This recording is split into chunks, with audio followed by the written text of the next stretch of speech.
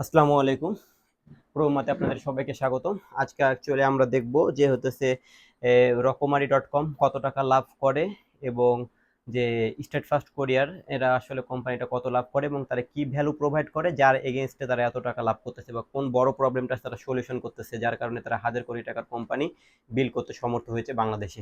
তো এই বিষয়টা জানার আগে ফার্স্টে আজকে আমাদের একটা গল্প বলি, সেটা হতেছে আজকে আমি ফার্স্ট টাইম রকমারি থেকে অর্ডার দিয়েছি। রকমারি থেকে ফার্স্ট টাইম যে দুইটা বই অর্ডার দিয়েছি, বই দুটা হইতেছে আপনার যে গ্রোথ কোড একটা বই, আর একটা বই হইতেছে যে রোড টু বিকামিং সিইও।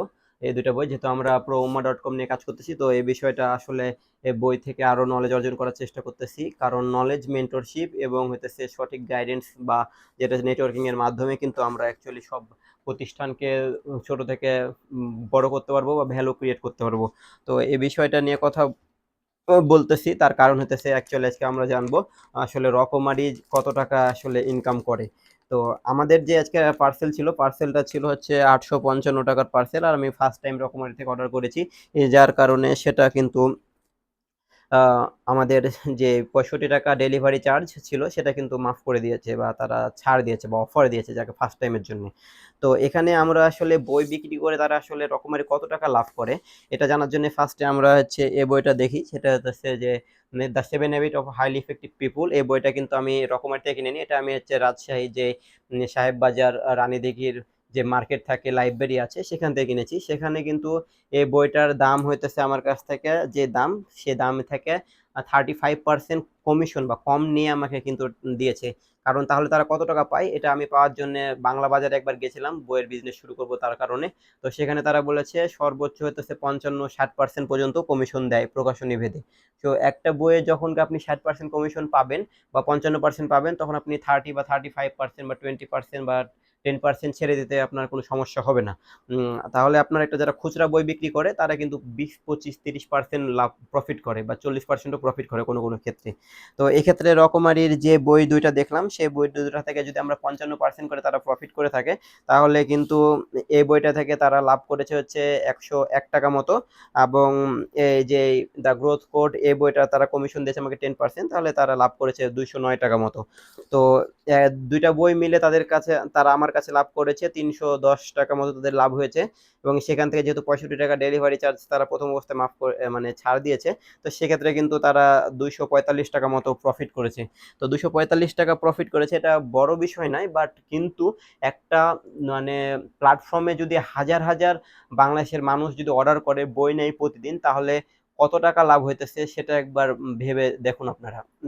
যে আমাদের যে রাজশাহী যে যারা হইতেছে বই বিক্রি করে তাদের লাইব্রেরিতে কথা বললাম, তাদের ওখানে 5,000 10,000 টাকা ভাড়া নেয়, তারপরও তাদের 20 থেকে 30 হাজার টাকা কিন্তু প্রতি মাসে থাকে।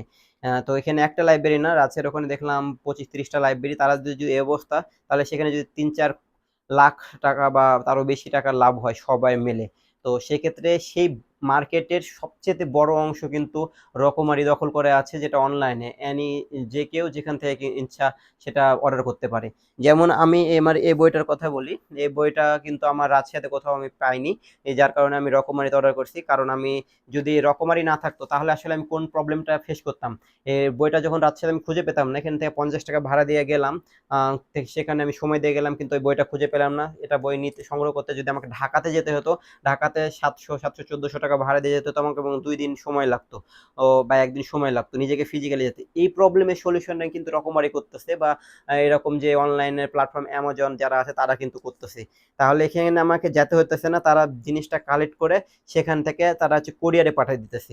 এবং কোরিয়ার যারা আছে তারা আসলে কোন প্রবলেমটা সলিউশন করতেছে, যেমন কোরিয়ার দেখেন আমরা স্টেট ফার্স্ট থেকে আসলে এই পার্সেলটা তারা প্রোভাইড করছে। এই কোরিয়ারে যদি 65 টাকা হয়, তাহলে সে ভাইয়ের সাথে আমি কথা বললাম যে কোরিয়ার ডেলিভারি, যেহেতু আমাদের আছে এতে এখানে বাসাতো আনার, তো তার সাথে কথা বললাম, তিনি বললো আমাদের পার্সেল প্রতি 1 থেকে 2 কেজি পার্সেল প্রতি সে 30 টাকা করে পায়, 2 কেজি যখন উপরে যাবে কেজি প্রতি সে 10 টাকা করে পাবে। তো ওখানে 65 টাকার মধ্যে 30 টাকা যদি সে পায় এবং 35 টাকা যদি কোম্পানি পায়, তাহলে মনে করেন যে স্টেট ফার্স্ট কোম্পানি 55% সে রাখছে, এবং 45% সে কিন্তু মনে করেন যে একটা পার্সেল থেকে সেটা ডেলিভারি বা ইয়াকে দিয়ে দিচ্ছে। আরেকজন ডেলিভারি বয় বা যারা হইতেছে বইটা ডেলিভারি দিচ্ছে আমার বাসায় এসে দিয়ে গেল, সে কিন্তু 15 থেকে 20 হাজার টাকা ইনকাম না হলে কখনোই কিন্তু তারা এই বিজনেস বা এই পেশার সাথে সে জড়িত থাকবে না বা এই জবটা সে করবে না। তো এরকম 65,000 গ্রামে আপনার কতগুলো তাহলে হচ্ছে, যদি আপনার ইয়া থাকে যারা ডেলিভারি, তারা বললো 8-10টা গ্রামে তারা মেলে হচ্ছে ডেলিভারি দেয়। তো 65,000-কে যদি আমরা 6 ভাগে ভাগ করি তো 10,000, 10,000-কে যদি আমরা 15,000 দিয়ে গুণ করি তাহলে কত লাখ টাকা একটা স্টেট ফার্স্ট কোম্পানি তাদের থাকছে। সেখানে অবশ্যই এমপ্লয়ি কস্ট আছে, তারপরে ট্রান্সপোর্টেশন কস্ট আছে। তারা কিন্তু একটা প্রবলেম, হিউজ একটা বড় প্রবলেমের সলিউশন করতেছে বিধায় কিন্তু আমাদের এইটা আসতেছে, তাদের যে আমাদেরকে তাদেরকে টাকা দিচ্ছি, যে ভ্যালুটা দিচ্ছি, ভ্যালুর এগেনস্ট আমরা টাকাটা দিচ্ছি 65 টাকা। সেক্ষেত্রে এখানে রকমারি কিন্তু এখানে 245 টাকা সে প্রফিট করলো। তার কারণেও কিন্তু অবশ্যই সে কিন্তু আমাকে ঢাকাতে যে খুঁজে বেরোতে হতো, সবগুলো বই খুঁজে খুঁজে প্রতিটা প্রকাশনী থেকে খুঁজে খুঁজে কিন্তু আমাকে নিয়ে আনতে হতো। যেমন এই বইটার প্রকাশনী হচ্ছে অদম্য প্রকাশনী, আর এই বইটার প্রকাশনী কিন্তু হতেছে আপনার ব্রেনল্যান্ড টাইপের কোন একটা প্রকাশনী। তো না, নজরি প্রকাশনী, নজরি জিলানি। তো সেক্ষেত্রে আমাকে কিন্তু এক একটা প্রকাশনী এক এক জায়গাতে আপনার হচ্ছে যে ঢাকা চকবাজারের পাশে যে বাংলা বাজার, বাংলা বাজারে কিন্তু এই অবস্থা। তাহলে আর এখানে যে রিটেল মার্কেটটা আছে তারা ওখান থেকে কিনে এনে এখানে কিন্তু রেখে দেয়, এবং তাদের বই সামান্য, খুব সামান্য বিক্রি হয়, সেলফ ডেভেলপমেন্ট বুক বা যেগুলো আছে। তো আসলে আমাদেরকে তাহলে কি করতে হবে, আমাদেরকে তাহলে সবসময় বড় একটা প্রবলেম, বড় যে প্রবলেম সে প্রবলেমের সলিউশন করতে হবে, এবং সেই সলিউশনের যে আমরা এগেনস্টে যে আমরা ভ্যালুটা দিচ্ছি সেই ভ্যালুর এগেনস্টে আমরা কিন্তু প্রফিট জেনারেট করব।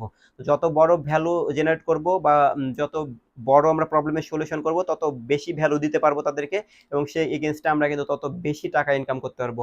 রকমারি যে সোহাগ ভাই, তাই সে কিন্তু হাজার হাজার কোটি টাকার এখন মালিক। এবং স্টেট ফার্স্টে যে কোরিয়ার, সে তারা এখন 1,000 বা 100 কোটি টাকার সে বিজনেস করতেছে প্রতি মাসে। তো সেক্ষেত্রে আমরা যে বিষয়টা বুঝতেছি, সে ভ্যালু আমরা শুধু গরু ছাগল পুষে যে আমরা ভ্যালু জেনারেট করবো তেমনটা না।